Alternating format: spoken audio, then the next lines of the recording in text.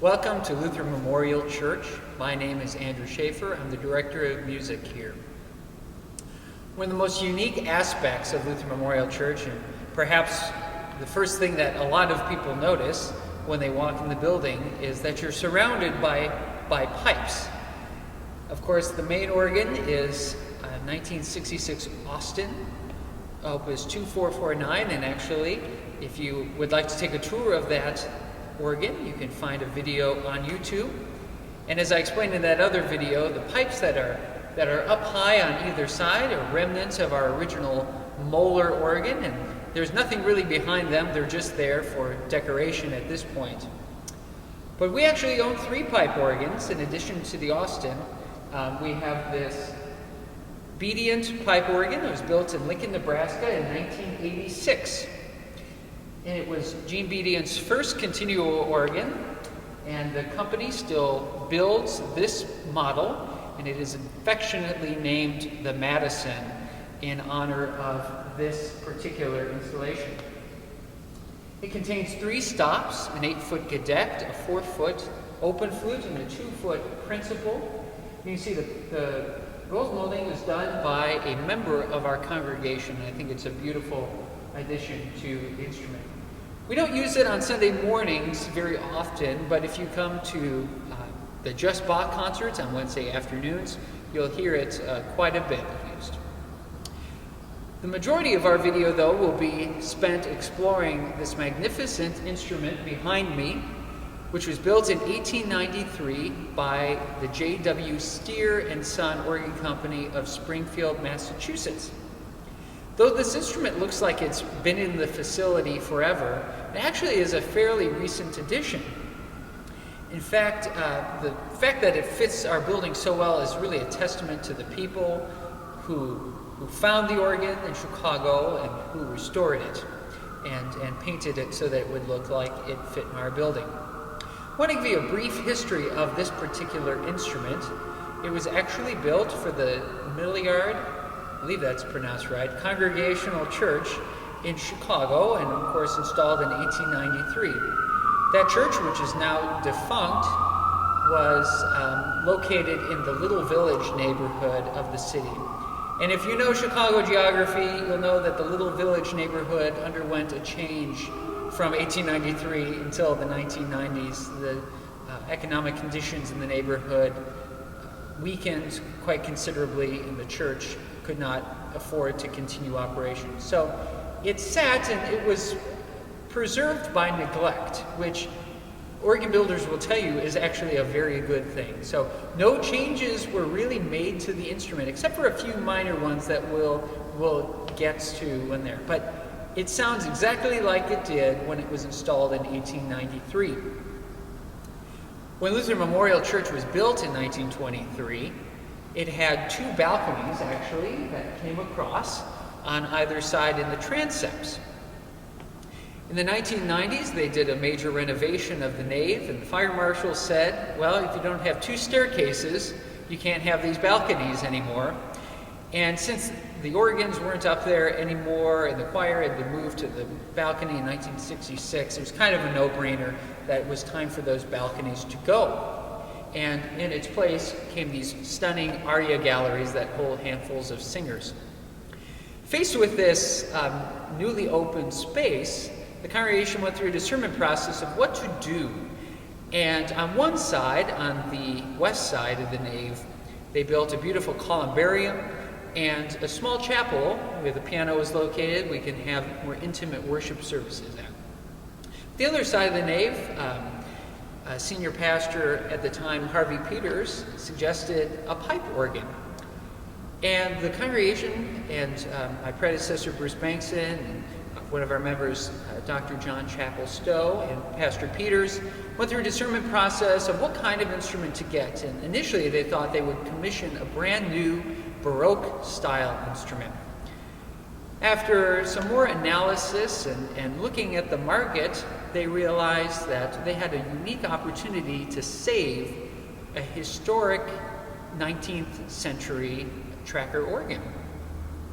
So they came up with a list of various instruments to see around the country, And they went to this closed church in Chicago, saw the instrument, took the measurements, played a few notes, and instantly knew that this was the instrument for Lutheran Memorial. It's one of those beautiful serendipitous moments.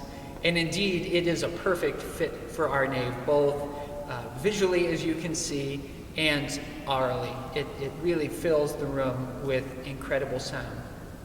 So the next step was to take the organ from Chicago, and it actually went up to an area near Appleton, Wisconsin, where it was restored to museum quality specifications by a man named Jim Taylor in his firm.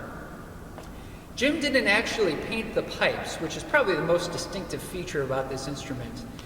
They were sent off to Woodstock, Connecticut, and repainted by a fabulous painter, Mary Lou Davis, who specializes in Victorian paint schemes. They were returned here, and it was all installed in the late 90s, I believe around 1996, and dedicated soon thereafter. It's a very unique instrument for the city of Madison, and indeed for the state of Wisconsin. And in its wonderful condition, in this favorable acoustical environment, it is a sight to behold and a sound to hear. And I hope you'll enjoy as we take a tonal and a little bit of a physical tour through the instrument. This is the key desk of the Steere organ. As you can see, it looks probably a little different than some other organ consoles that you've probably seen. First of all, is that it's actually built into the case itself. And that is for several reasons, one of which is just economy of space. Unlike like the console upstairs for the Austin, it doesn't need a big bulky mechanism, and so it's much easier if it's more direct. The other reason is that this organ is mechanical action, as opposed to our Austin organ, which is electric action. And if you watch that video, you saw the magnets and the pneumatics that operate the valves underneath the pipes. And when I play a note on the keyboard, it sends an electrical signal to operate the magnet and the pneumatic. In this particular organ, all of the linkages are mechanical, and so that includes these wooden, actually, sticks that we call trackers that run the logic from this key desk up to the chest, which is up here. So the downside is that the organist needs to be very close to the pipes. However, the organist also has a little more control over the pipes, and you can actually kind of feel the valves opening, and it's a really wonderful experience. So again, it looks a little different than a typical organ console that you would see. We have two manuals and pedal board, and these are the stops here. These two rows are for this upper keyboard. This row of stops is largely for my feet, and all of these knobs over here operate this keyboard. These three knobs here are what we call couplers, and that allows me to take sounds on this keyboard and put them on this keyboard, or I can take both these keyboards and put it down to the pedal. And in a mechanical action organ like this, it's very cool because you can actually put on the coupler and you can watch the keys come down magically. So I'm actually pulling down both sets of keys, and so the action gets a little heavier. Like all organs, this organ has 4 families of tone, and that is the diapason sound, the flute tone, reed tone, and string tone. And allow me to demonstrate some of these stops for you. There are a few diapasons on this organ, the first of which is the 8-foot open diapason in the swell on this keyboard. And it has a very gentle, lovely sound to it.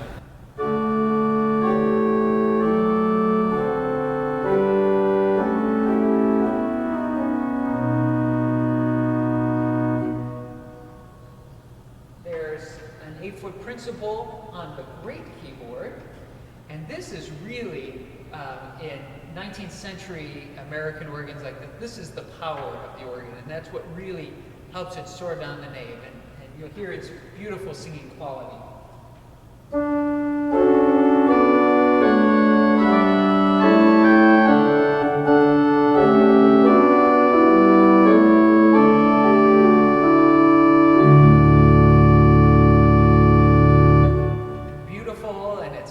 Very consistent as you go up the compass, and it really just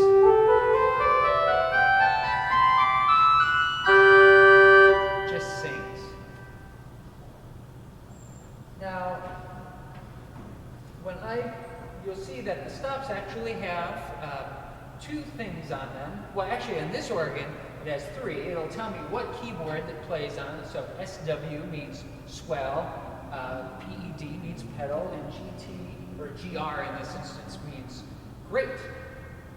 And then it'll tell me the name of the stop, and like our Austin, the stops don't always say diapason or flute or reed or everything. I mean, they'll have different nomenclature that indicates subtle differences in the construction of the pipe.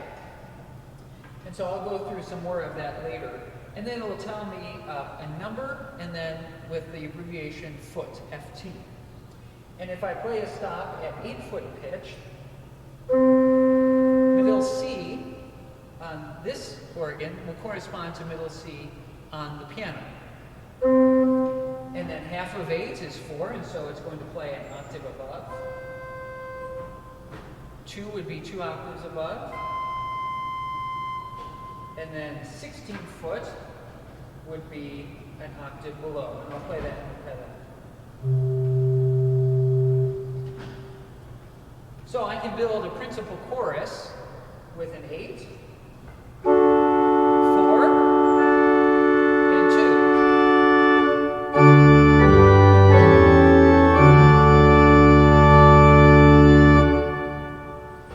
So there are a grand total of 4 principal ranks on this organ, or diapason ranks. The next family of tone is the string tone, and this organ actually has several stops, more than you would expect. The first of which is the 8-foot dulciana on the grate. It's a very gentle sound.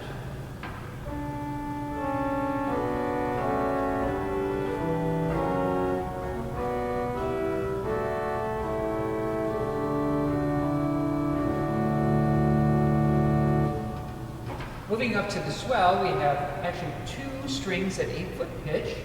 One is called a solitional.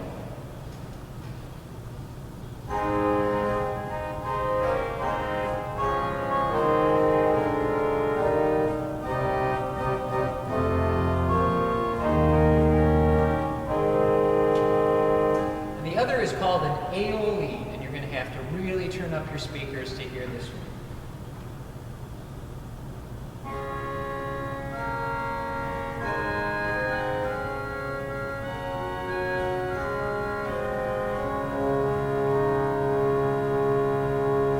There's actually one more string, and that's called the violina at 4-foot pitch.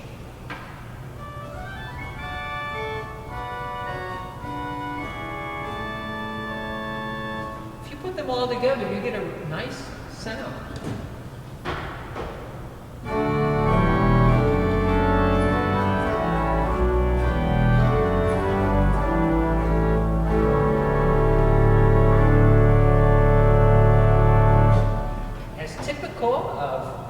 Of this time period, the organ does not have a celeste.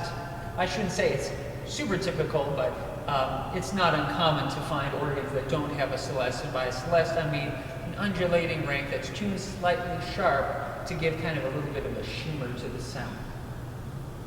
Next we have reeds, and this organ only has 2, which is not surprising when you consider the fact that this organ was well, it was in a large metropolitan area, and there were probably people that take care of it.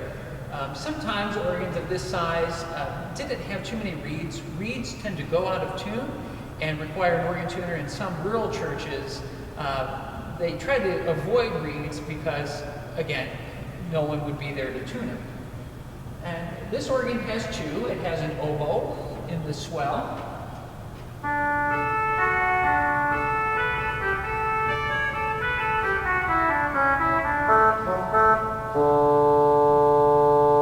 it has a clarinet in the great, which is one of my favorite stops.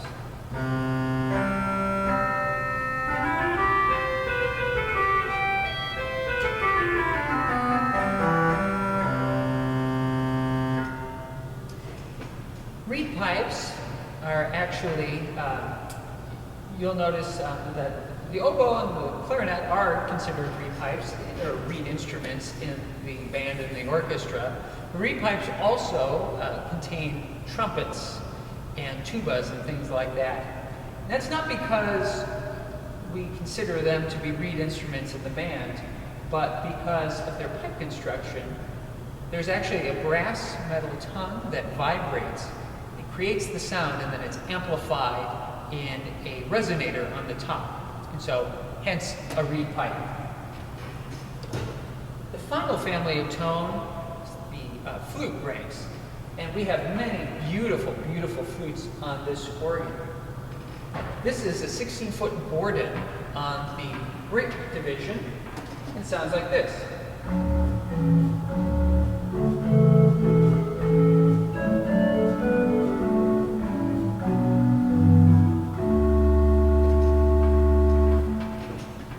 Apologize. We're in the midst of a pandemic, COVID-19, and the organ has not been tuned. It hasn't had its spring tuning. It gets tuned twice a year. So some of the pipes are a little unhappy, especially as the seasons change. So you have to put up with a little bit of raunchy tuning. So that's the Borden. And the Borden has actually, it's made out of wood, and it's right behind these facade pipes here. And it has a stopper on the top that helps create its unique tone. The next flute on the Great Division is called a melodia.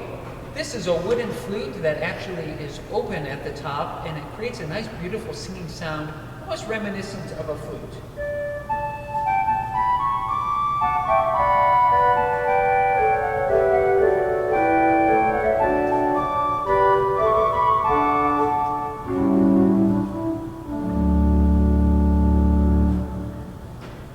Next we have a 4-foot flute, imaginatively named flauto di amor.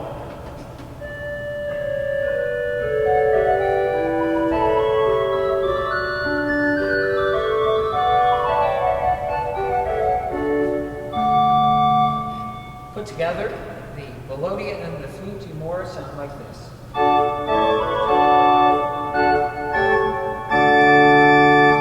Beautiful, sparkly tone. And I should add, the flute di amor is partially capped too, like the Borden. Going up to the swell division, there is a 16-foot stop diapason, not to be confused with a regular diapason, which would be called an open diapason. Stop diapason, again, like the flauto di amor and the Borden, has a stopper in the top that gives it that unique tone.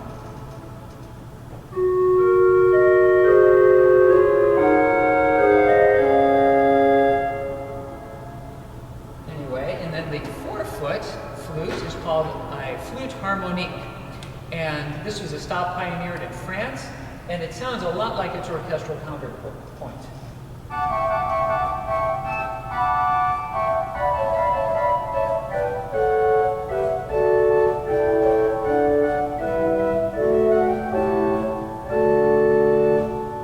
actually have a 2-foot flute too called a flautino.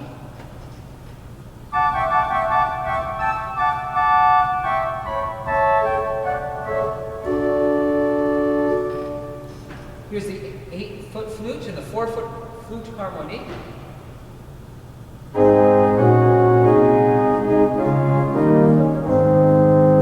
It contrasts beautifully with the flutes on the great because they are reversed. In the swell, it's a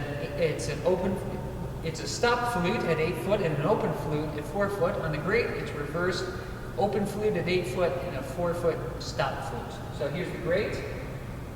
Swell.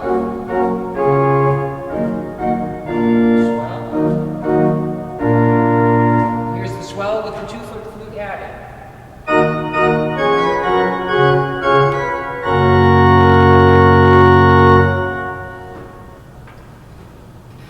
Finally, there's there's 2 ranks of pipes that are played by the feet.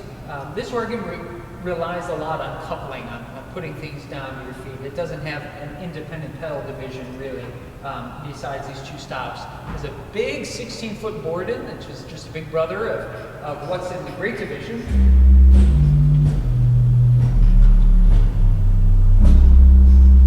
And then a violoncello.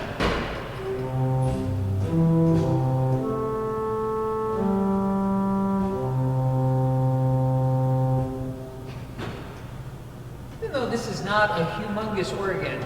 It was very thoughtfully designed, and you can really get creative with it if you are thinking ahead and plan accordingly.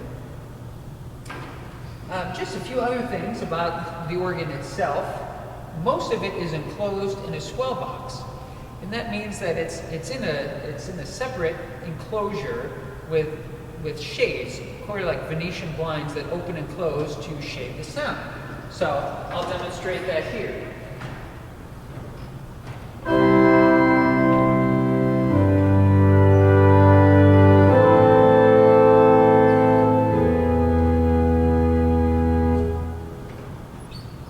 There are only 4 stops on this whole organ that are outside of that enclosure, and that includes the 2 pedal stops, which are actually on either side, and then the 16-foot Borden and the 8-foot open diapason, which are immediately behind the facade, and that's partially to help them get out into the room even more and integrate that power.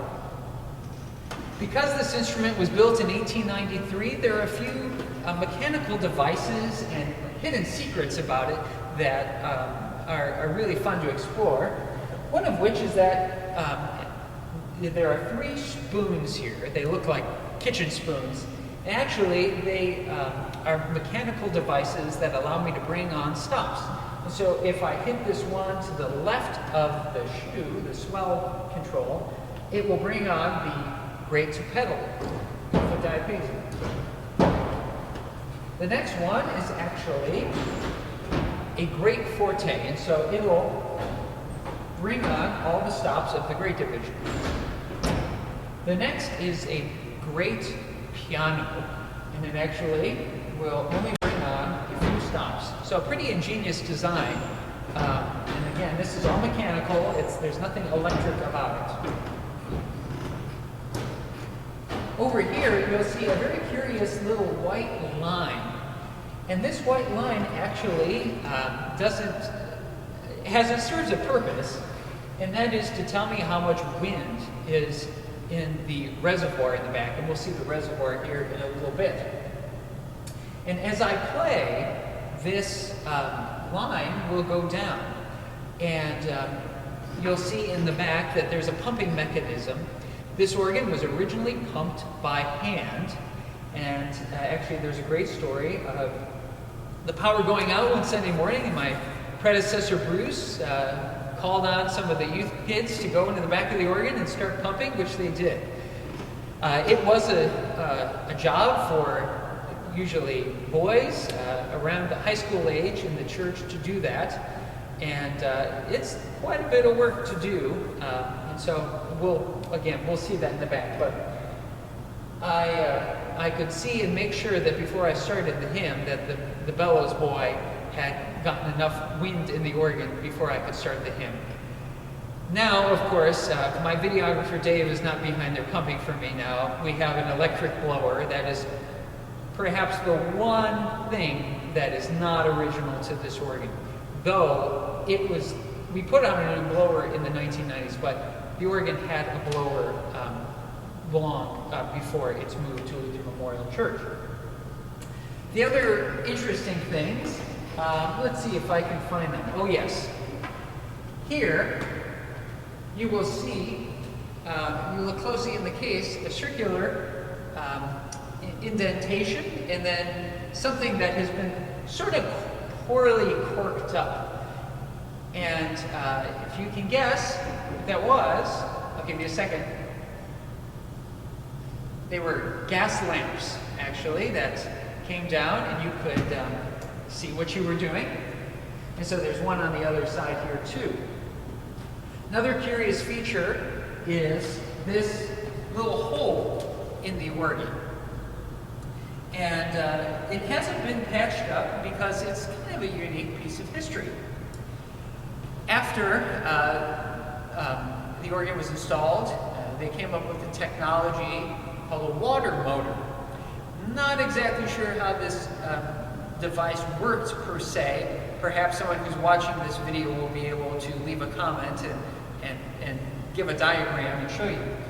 But the gist of it is that there was a motor somewhere off-site in the basement or in another room, and the organist, before he or she played a hymn, was able to crank this motor, and through water pressure they were able to operate the bellows and make the organ speak. So it eliminated the need for a bellows boy. This system was not generally seen to be very effective, and I have seen a few water motors in places that have 19th century organs, but very few of them are still functioning today. They're pretty much museum pieces because I think they were pretty finicky. But that's what this hole was for. So a lot of history just in this key desk alone, and it's a marvel to sit here and observe this exquisite woodwork and the exceptional craftsmanship. JW Steere was considered one of the top-of-the-line builders of their day. So we are indeed fortunate to have this wonderful instrument. We're going to take a trip to the back of the organ and see some of the secrets that are waiting for us there. Welcome to the secret lair behind the Steere organ. Wanted to point out a few things, and you'll have to forgive me. The lighting back here is pretty bad, and there's one thing cameras don't like, it's low light. So hopefully my cell phone light will help to illuminate a few things. This is the most recent addition to the organ. This is a organ blower, and as I mentioned before, the organ did have an organ blower, but it was replaced in the 1990s when it was moved here with a brand new one. Typically, these blowers are installed in some kind of a box where they can be isolated with their sound, and that was the intention here. But when Jim Taylor installed the organ and he heard how soft the blower was, they made the decision that they didn't really need one, and I would tend to agree. It's a very soft blower. Anyway, so what happens is the wind is generated here, and you can see there's a tube that takes it into this reservoir. And I actually have the blower on now, but I'm going to shut it off. And Dave, if you want to come back here, you can watch what happens when I turn off the organ. It'll take a minute.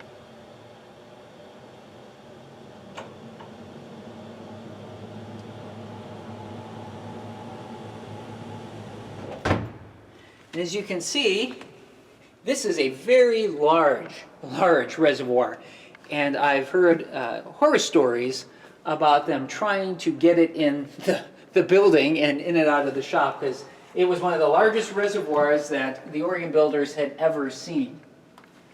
Over here, you'll see this stick that kind of comes out. And this is the pumping mechanism. And in the restoration, they did it so you could still pump it by hand, and I'll show you now. And you can watch the reservoir come up and down.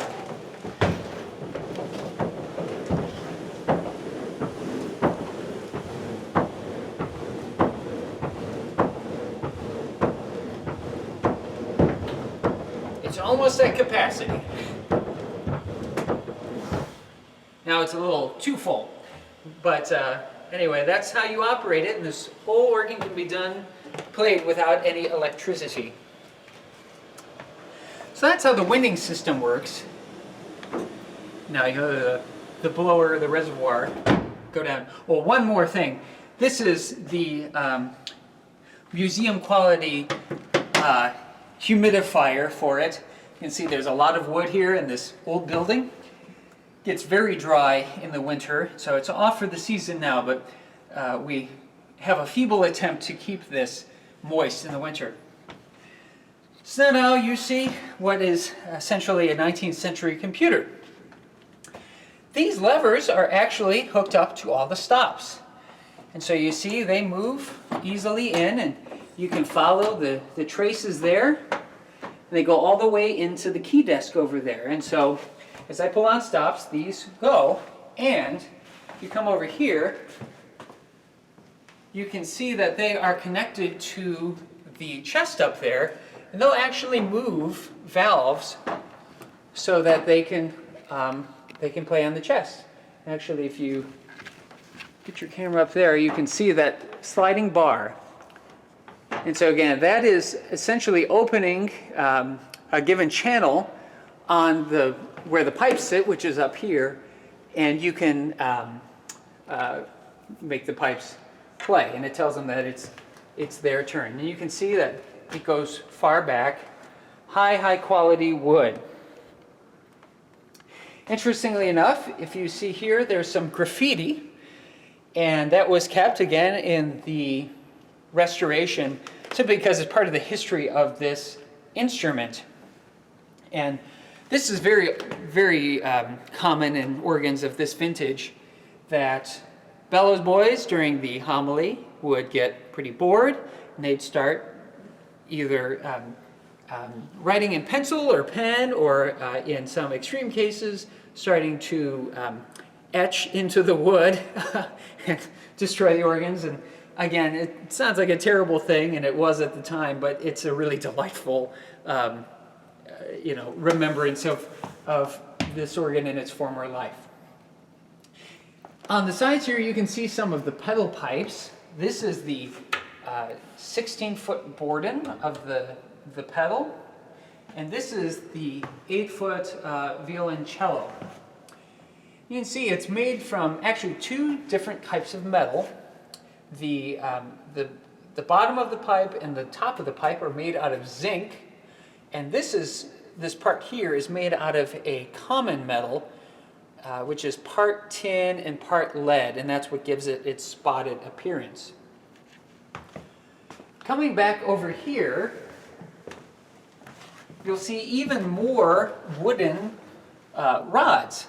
And these are called the trackers that I was talking about. And you can see that they kind of fan from the key desk there where I was sitting, and are linked up here. And as a key is depressed, oops, I don't want to take them off too much, but as a key is depressed, you can see that they're actually pulling open physically the valves underneath the pipes. And so this is the most historic way that pipe organs were built from the beginning of the history of the instrument, was this direct mechanical linkage. It wasn't until the advent of electricity that they were really able to experiment with electric actions and do that.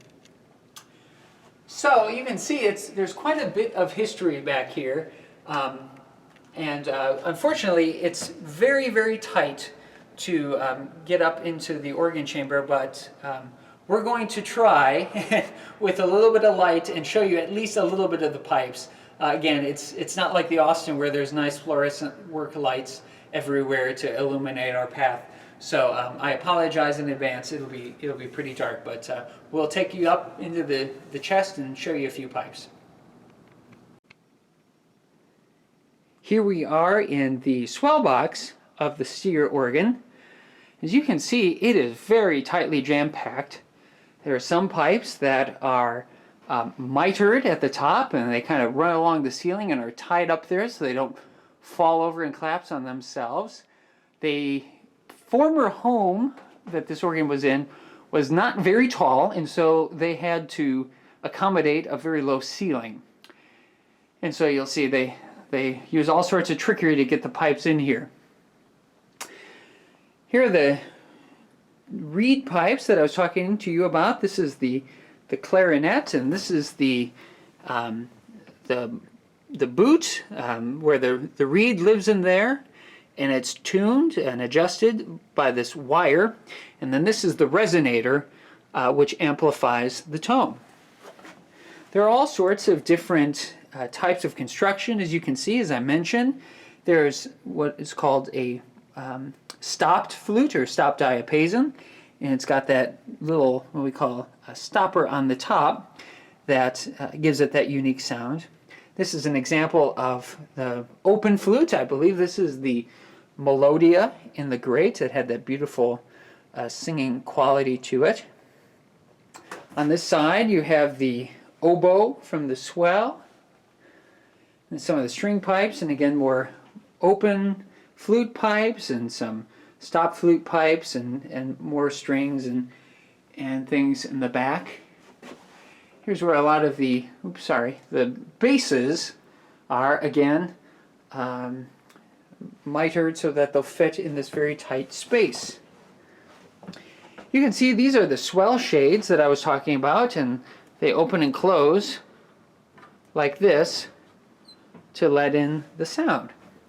And those are the two ranks that I was talking about that are not in the swell box. That's the Great Borden, and in the front you can see pipes, it's kind of hard to see, of the great 8-foot open diapason. So I said, very difficult to get in here. Steere was not thinking about the poor organ tuners, and as you can see, you've got to be fairly skinny to get in this little opening, and I barely fit in myself. It's probably all that COVID food I'm eating. I hope you've enjoyed this brief history and tour of our 1893 JW Steere Sons pipe organ.